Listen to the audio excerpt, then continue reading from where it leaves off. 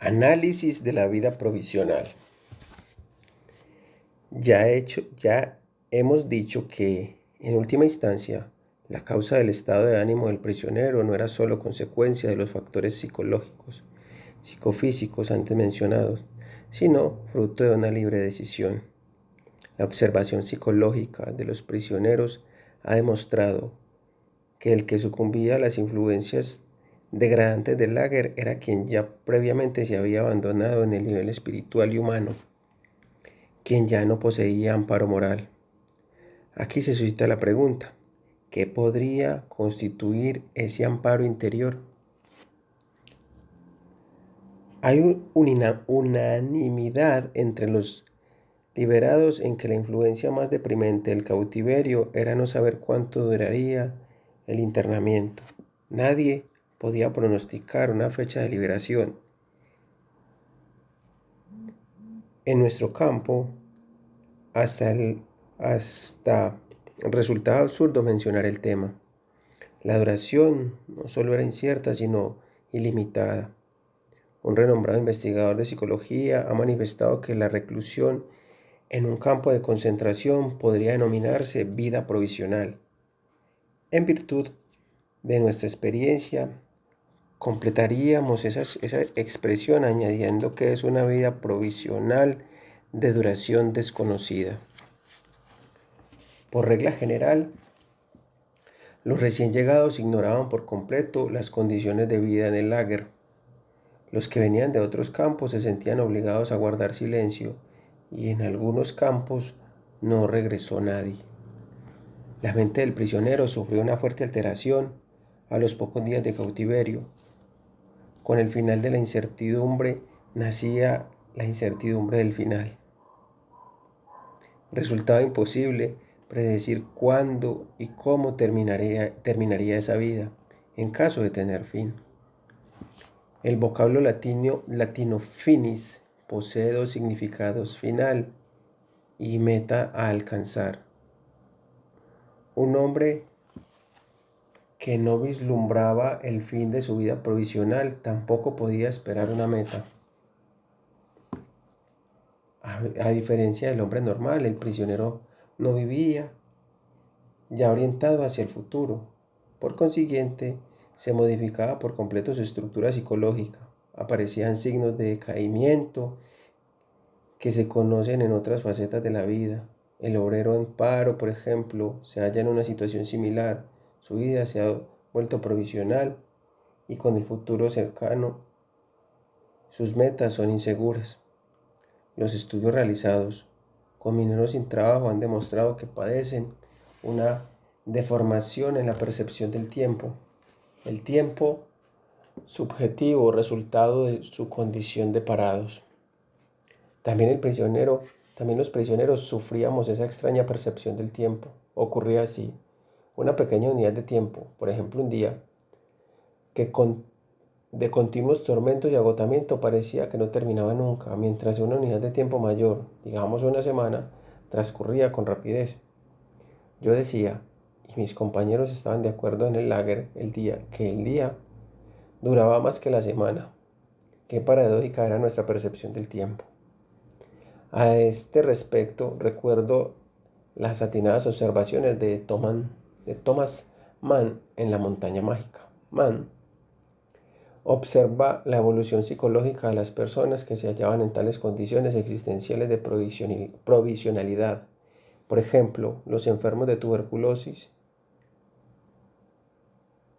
de un sanatorio no saben tampoco cuándo recibirán el alta. Estos pacientes experimentarán una vivencia similar, sin ningún futuro, sin ninguna meta.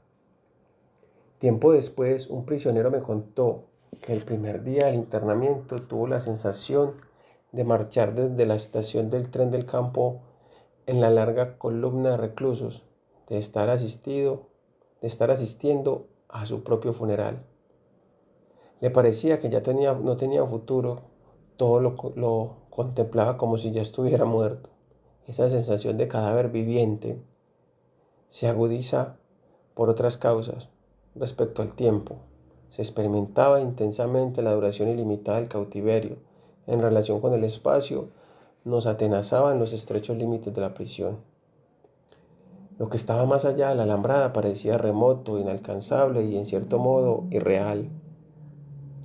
Los acontecimientos y la gente ajenos a la vida del lager, toda la vida normal allí afuera, adquirían un aspecto fantasmal.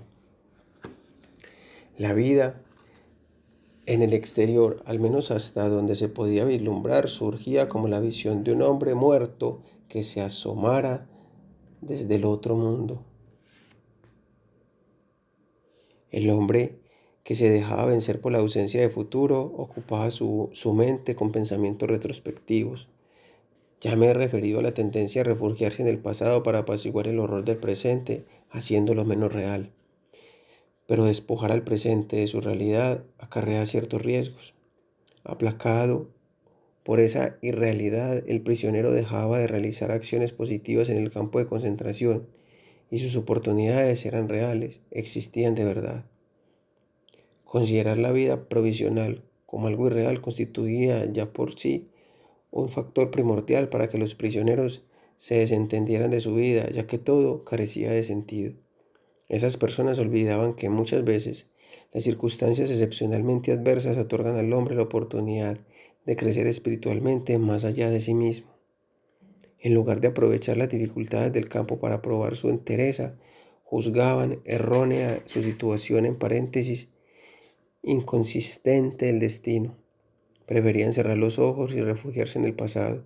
Para esas personas la vida perdía todo su sentido. Evidentemente, solo unos pocos conseguían alcanzar las cimas del desarrollo espiritual, pero los que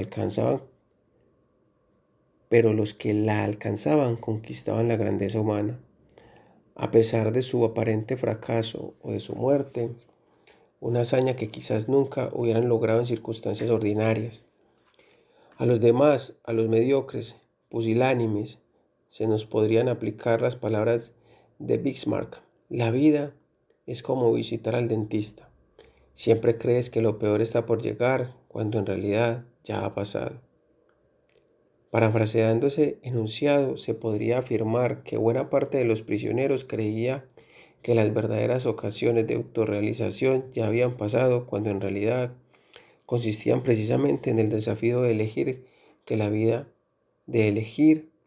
qué hacer de la vida en el lager, convertir esa tremenda experiencia en una victoria, transformarla en un triunfo interior, o bien desdeñar la experiencia y limitarse a vegetar, como hicieron casi todos los prisioneros.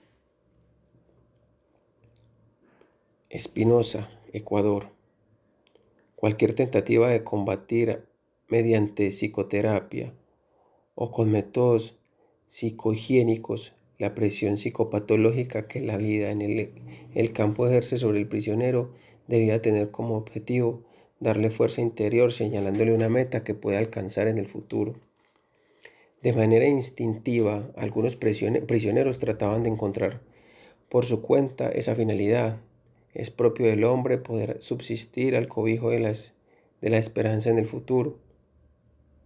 Ahí radica la clave de salvación en los campos más difíciles, aunque a veces haya que servirse de algún truco para lograrlo. Por experiencia propia conozco esa fuerte sacudida interior. En una ocasión, al borde del llanto por el tremendo dolor, los gastados zapatos que me habían provocado terribles llagas en los pies. Caminaba con mi destacamento los kilómetros que separaban el campo del lugar de trabajo. Arreciaba un viento gélido que nos embatía. Iba pensando en la infinidad de pequeños problemas de nuestra condición miserable. ¿Qué comeríamos esa noche? Si nos daban un trozo extra de salchicha, convendría cambiarlo por un trozo de pan. Debía servirme el cigarrillo, ganado con un bono que hacía 15 días y cambiarlo por un cuenco de sopa. ¿Cómo conseguir una tira de alambre para sustituir el trocito con que me ataba los zapatos? ¿Llegaría al lugar de trabajo con tiempo suficiente para seguir a mi pelotón o tendría que unirme a otro? Tal vez con un capataz brutal. ¿Qué podía hacer para ganarme la amistad de un determinado capo que podría ayudarme a conseguir un trabajo en el interior del campo para no tener que realizar dolorosas caminatas diarias. Me deprimía a sentirme afectado día y noche por esos triviales asuntos. Me obligué a pensar en otras cosas. De repente, vi de pie en el estrado de un salón de conferencias bien iluminado, agradable y cálido. De repente, me vi de pie en el estrado de un salón de conferencias bien iluminado, agradable y cálido.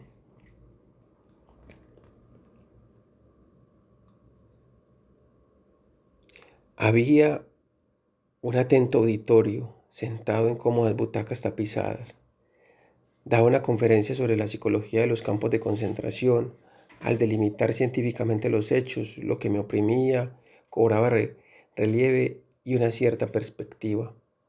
Con ese método conseguía distanciarme de la situación y superar de algún modo los sufrimientos, contemplándolo como si ya hubiera sucedido. Mis problemas se transformaban en el objetivo de estudio científico que yo mismo estaba realizando. ¿Qué se dice, Spinoza? Effectus qui passio est.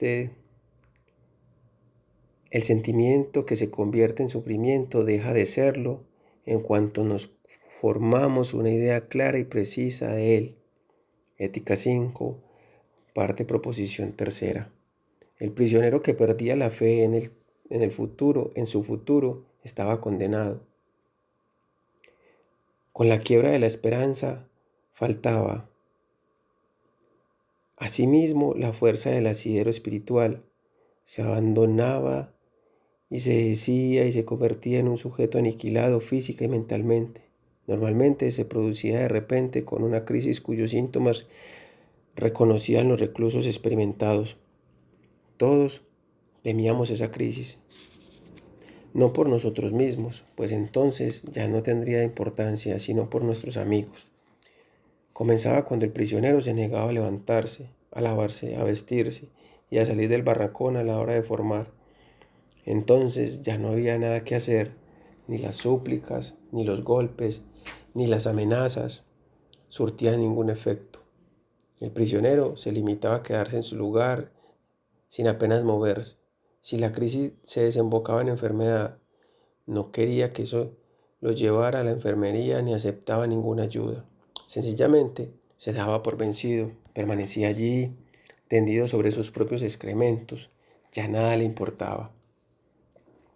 Una vez fui testigo de una dramática demostración del estrecho vínculo entre la pérdida de fe en el futuro y este peligroso abandono. Jefe, mi barracón, un famoso compositor libretista, me confió un día. Me gustaría contarle algo, doctor. He tenido un sueño extraño. Una voz me dijo que podía pedir un único deseo, que bastaba con decir que quería saber y enseguida sería satisfecho. ¿Sabe qué pregunté? Quería saber cuándo terminaría la guerra para mí. Ya sabe lo que quiero decir, doctor. Para mí, saber cuándo seríamos liberados y cuándo terminarían nuestros sufrimientos. ¿Cuándo tuvo usted ese sueño?, pregunté. En febrero, contestó. Nos hallábamos a principios de marzo de 1945. ¿Y qué respondió la voz? Casi fortuitamente me susurró, el 30 de marzo. Cuando mi amigo F me contó ese sueño, se hallaba aún rebosante de esperanza y convencido de la veracidad de ese oráculo. Pero al acercarse el día prometido, las noticias sobre la guerra llegaban a nuestro campo. Las noticias sobre la guerra que llegaban a nuestro campo menguaban las esperanzas de ser liberados en esa fecha. El 29 de marzo, de improviso, F cayó enfermo con una fiebre muy alta. El 30 de marzo, el día en que la OLE anunció el final de la guerra y de su sufrimiento, cayó en estado de delirio y perdió la conciencia. El 31 de marzo falleció, según todas las apariencias, murió de tifus.